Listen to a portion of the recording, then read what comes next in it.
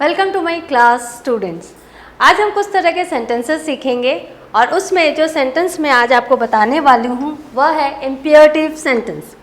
Imperative sentences किसे कहते हैं? बहुत बार आप लोगों ने सुना होगा, जब आपके पेरेंट्स होते हैं या एल्डर्स होते हैं वो आपको कहते हैं चले जाओ, यह काम करो, अच्छा रुक जाओ, लेकिन वो कभी ये नहीं कहते कि सुनो तुम, हेलो तुम्हारा नाम लेकर, ये नहीं कहते। यानी सब्जेक्ट जो होता है, कर्ता जो होता है, इन सेंटेंसेस में ओमिट होता है, नहीं दिखता है। क्यों? क्योंकि आप सामने रहते हो, वो आपको कमांड कर रहे होते हैं, वो आपको ऑर्डर दे रहे होते हैं। कभी कभी ऐसा भी होता है जब आपको किसी से काम करवाना पड़ता है, आप रिक्वेस्ट करते हो प्लीज़ मेरा ये काम कर दो। तो इस तरह के जो सेंटेंसेस होते हैं वो हम इम्पेरेटिव सेंटेंसेस कहते हैं। इन सेंटेंसेस में कभी कभी आप कहते हैं मे God bless you, may you live long. तो इस तरह के भी जो सेंटेंसेस होते हैं वो इम्पेरेटिव सेंटेंसेस के आसपास कहलाए जाते हैं, जो कि इम्पेरेटिव सेंटेंसेस के ही रूप हैं।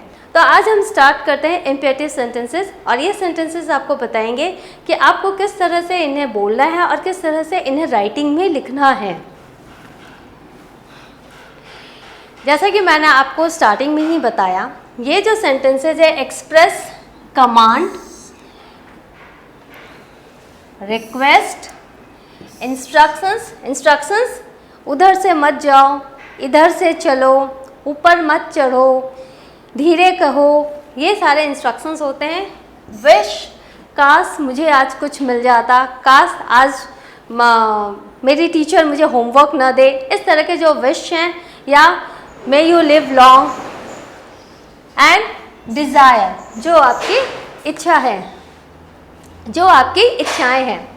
दिस सेंटेंसेस, तो इस तरह की जो भी हम बातें कहते हैं वो हमारी इमोशनल फीलिंग्स को बताती है। इमोशनल फीलिंग्स कि हमारे अंदर जो भी चल रहा है, हमारे जो विचार हैं, उन्हें हम इस तरह से जताते हैं।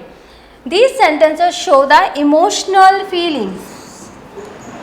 तो आपने देखा यहाँ दो आपको कैटेगरी मिली, दो तरह की आपको आइडेंटिफिकेशन मार्क मिला इम्पेरेटिव सेंटेंसेस पहचानने के लिए। पहला, यदि कोई भी सेंटेंस किसी भी पैराग्राफ में कमांड की तरह यूज़ हुआ वो इम्पेरेटिव सेंटेंस है, अगर रिक्वेस्ट की तरह यूज हुआ है वो इम्पेरेटिव है, इंस्ट्रक्शंस है तो वो इम्पेरेटिव है, विश है, डिज़ायर है तो वो आपके इम्पेरेटिव सेंटेंसेस है। और दूसरा, वो इम्पेरेटिव सेंटेंसेस आपके इमोशनल फीलिंग्स को बताते हैं। नाउ अब एग्जांपल्स हम देखते हैं। गो अवे, हमारे एल्डर्स कहते हैं, कभी कभी आप जो भी हैं हमें कहते हैं go away, please bring me a cup of T. अगर किसी को हमसे कुछ काम करवाना रहता है तो हम प्लीज़ का उपयोग करना पड़ता है। तो ये भी एक इम्पेरेटिव सेंटेंस है, ये एक रिक्वेस्ट है। मे गॉड ब्लेस यू, ये हमारी विश है कि भगवान आपको आशीर्वाद दे, आपको ब्लेस करें। एंड ये जो है साइंस, अब आप देख रहे हो इम्पेरेटिव सेंटेंसेस में साइंस भी रहते हैं।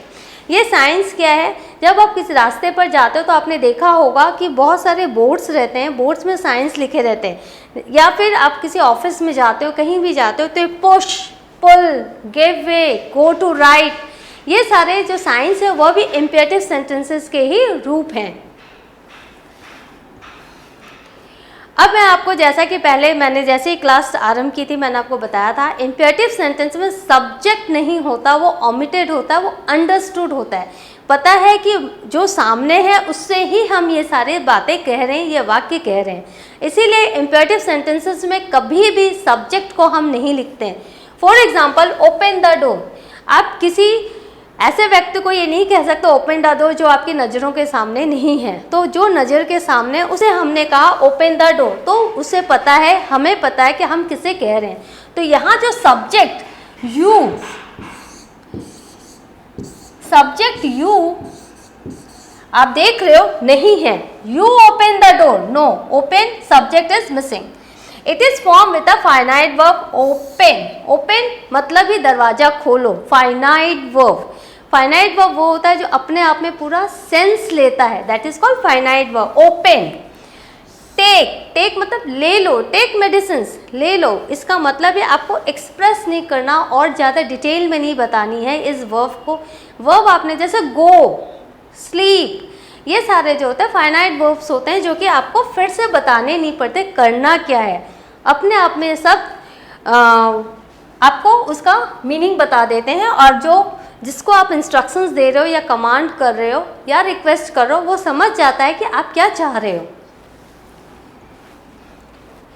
अभी बहुत बार ऐसा होता है इम्पेरेटिव सेंटेंसेस में, हम देखते हैं जैसे कि बहुत बार नो, डोंट, हम नेगेटिव फॉर्म में भी हम इसका यूज करते हैं। नेगेटिव फॉर्म में इसका यूज हम कैसे करते हैं, जैसे डोंट डू, हमें लिखना है डोंट, तो हमने कहा don't open the door. You don't open the door नहीं है, हमने कमांड किया you don't open the door. मैं एक बार फिर से पहली स्लाइड में जाके आपको इसका नेगेटिव फॉर्म बताती हूँ। जैसे ये कमांड है, कमांड में यहाँ आपने देखा गो अवे, तो यहाँ हम लिखेंगे डोंट गो अवे।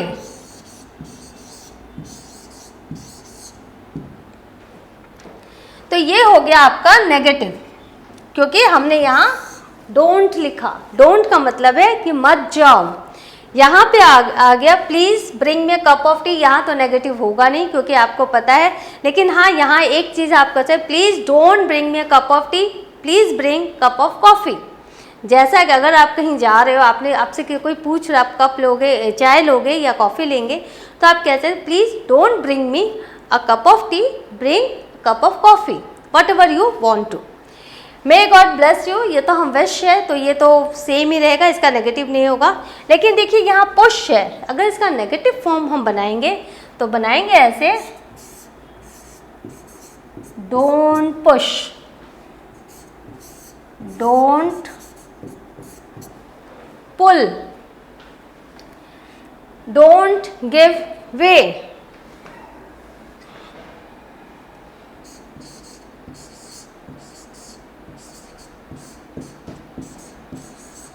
आप ये देख रहे हो ये नेगेटिव फॉर्म्स हैं।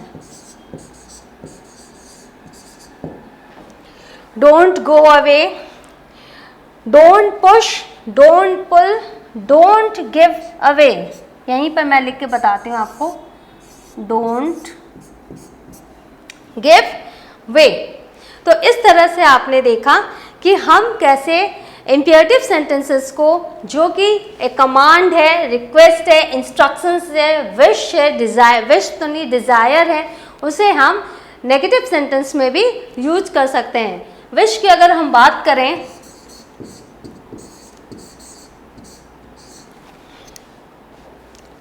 जिस तरह से हम कहते हैं मे आई गेट गुड मार्क्स, इस तरह से आपने देखा मे आई गेट गुड मार्क्स कि भगवान एग्ज़ाम तो दे दिया, भगवान करे मेरे मार्क्स अच्छे आए। इसको जब हम नेगेटिव फॉर्म्स में करेंगे, मे सेम नहीं, नेगेटिव फॉर्म में हम अपनी विश बता रहे हैं, may teacher don't give homework, homework.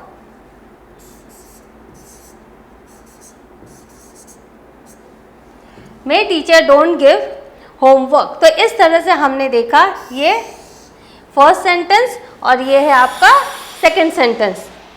तो इस तरह से हमने देखा इम्पेरेटिव सेंटेंसेस को आप अफर्मेटिव में भी कह सकते हैं और नेगेटिव में कह सकते हैं। इन दोनों तरह से कहने से इम्पेरेटिव सेंटेंस जो होते हैं आपके बहुत ही पावरफुल होते हैं, या ऑर्डर होते हैं, विश होते हैं, इंस्ट्रक्शंस होता है, रिक्वेस्ट होते हैं, फीलिंग्स को आपके जताते हैं, और साइंस भी आपके, जो अगर कभी किसी को आपको साइन बताना हो तो आप उन्हें इम्पेरेटिव सेंटेंस में लिखते हैं।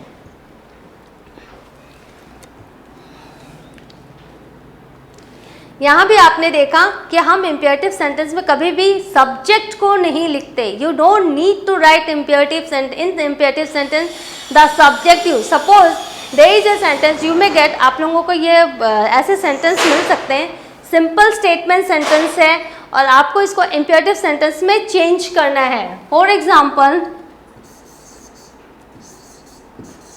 Ram don't go. ये आपने देखा कि ये एक सिंपल सेंटेंस है, राम डोंट गो। नाउ हमने इन्वर्टेड कॉमा में इसको हमने ऐसे लिखा, डोंट गो। ये हमने एक तरह से उसको बताया, राम डोंट गो। तो इस तरह से हमने उसको इम्पेरेटिव सेंटेंसेस को हमने राम डोंट गो लिखा, लेकिन इम्पेरेटिव सेंटेंसेस में सिर्फ होगा डोंट गो, क्योंकि राम आपके समक्ष बैठा हुआ है या आपके सामने है। तो यहाँ पर आपने देखा, ये मैं एक पिक्चर दिखा रही हूँ, गो वह चिल्ला रही है, जिस पर चिल्ला रही है उसकी पिक्चर तो नहीं है, लेकिन आपको पता है वो जो सामने उसी पर चिल्ला रही है, इसलिए गो उसे जाने के लिए कह रही है, कमांड कर रही है।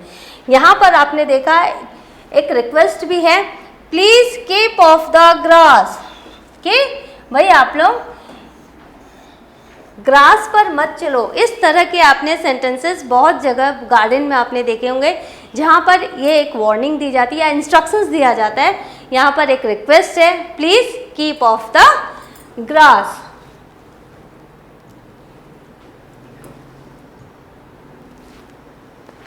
और हम नेगेटिव फॉर्म में एक और चीज़ देखते हैं, हम टू एस आई एन जी का उपयोग नहीं करते हैं वर्ब में। हमने देखा डोंट ओपन द डोर, हमने ओपन्स नहीं लिखा, ओपनिंग नहीं लिखा, हमने ओपन्स नहीं किया, ओपनिंग नहीं किया।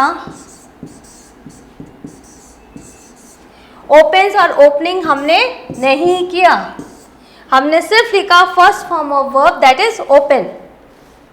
We add please to be more polite with a comma। जब हमें प्लीज लिखना रहता है तो हम यहाँ पर डोंट कम हेयर कॉमा देने के बाद प्लीज कॉमा के बाद लिखते हैं और फिर एक वो सेंटेंस का अंत करते हैं, that is please full stop. तो इस तरह से इम्पेरेटिव सेंटेंस की क्लास आज समाप्त होती है। आप लोगों को जानकारी मिल गई कि इम्पेरेटिव सेंटेंसेस किसे कहते हैं।